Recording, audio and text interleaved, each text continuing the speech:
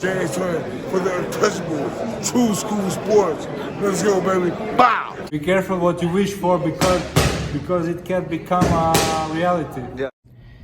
The untouchable True School Sports Empire proudly presents something the boxing game's missing. Hey, what's going on? It's your boy BT, and I came here to talk some boxing with the thousands of True School Sports subscribers. All right, so the next featherweight contender that I wanted to talk about is actually a guy that to me, when I look at the IBF rankings, he's one of the most interesting fighters in the featherweight division. You guys know I love Japanese boxing, so I'm always going to raise my eyebrows when I see a Japanese undefeated fighter. And in this video, we're going to discuss the number 9 contender, Keisuke Matsumoto, 11-0, 7 knockouts from Japan, coming to you guys live and direct from the Ohashi boxing gym. He is an Ohashi fighter, so that means he's on the same stomping grounds as guys like Naoya Inoue, Takuma Inoue, Andy Hiroka, a gym that has a great culture of fighters, right? So let's talk about him because this is a guy that I think will land a big fight soon. His next fight, he's got a fight schedule coming up on October 17th. He'll be fighting for the Japanese title, and whenever fighters start to win the Japanese title, that's when you know they're on the fast track towards, being in big fights against top contenders and potentially the world title. So look out for that. As far as this guy's gym experience, Matsumoto, well, he's at the Ohashi gym, so you'd assume, and he has sparred with both Naoya Inoue and Takuma Inoue. So both the Inoue brothers got working with them. He's also sparred Rhea Abbey, so pretty much the who's who of guys in Japan.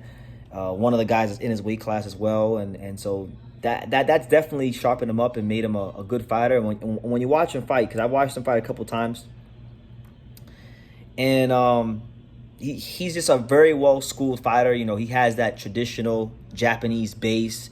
He's got a good frame on him and a size on him for a featherweight. He's 5'8.5". So he's gonna have a height advantage on most featherweights, barring like Rafael Espinoza or anything like that. His dad, which is Koji Matsumoto, he's a former Japanese and OBPF featherweight champion. So he obviously comes from a family of boxing and has that in his lineage. And it's not surprising to see that he fights how he fights because, like I said, the Japanese style is very, very it's very, very, at least for me, it's very, very obvious when I see it. It's very textbook. It's very fundamentally sound. It's very down the middle. It's a lot of stuff it's based on your legs and covering a lot of distance and things like that. So he definitely has that in his style. And he carries with him, I feel, above average punching power. I wouldn't call him a world-class puncher, but he's definitely got respectable above average power that he's bringing to the ring along with, good fundamentals and skills and things like that. So this is a fighter that I think is going to be involved in a big fight coming up soon. He's got to win the Japanese title in his next fight, but if he's able to win the Japanese title, that's when I think you probably start to see this guy pop up on Inoue undercards and maybe fight some of the guys in the rankings. And it's crazy because when I look at the rankings, when I look at all these guys in the IBF rankings who Angelo could fight, like a lot of these guys have some sort of connection to Naoya Inoue, like Keisuke Matsumoto, Inoue gym mate, Rhea Abbey, Japanese. I'm not sure if they have ever sparred, but I would assume they have. Jonathan Lopez, Inoue sparring partner. Brian Acosta, Inoue sparring partner. So a lot of connections to the monster here. But Matsumoto, to me, and I said this in another video, I'll say it here as well. There's 3 fighters ranked in the IBF that Angelo Leo could be fighting in his next couple of fights. You got Tomoe Kameda, you got Rhea Abbey, and you got Matsumoto.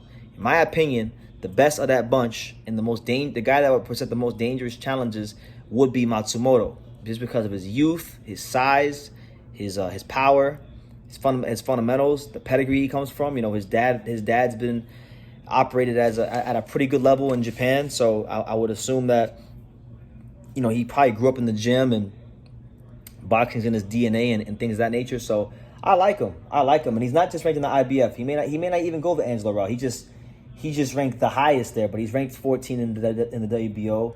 He's ranked number 11 in the WBC. So he may go another route, but whether he goes the IBF route, the WBO route, or the WBC route, I think Matsumoto's a fighter that has to be taken very seriously. Anybody who builds the record and comes to the Japanese system under Ohashi Promotions, they have to be taken serious, because Hideki Ohashi is a very influential figure in Japan, and I think Hideki Ohashi is probably one of the most influential figures in world boxing, point blank, period. You know, so they're gonna move him fast, or at a good pace. I think they're gonna move him well, and I would expect to see him in a notable fight here very, very soon. So keep your eyes out for him. Keisuke Matsumoto fighting for the Japanese title October 17th.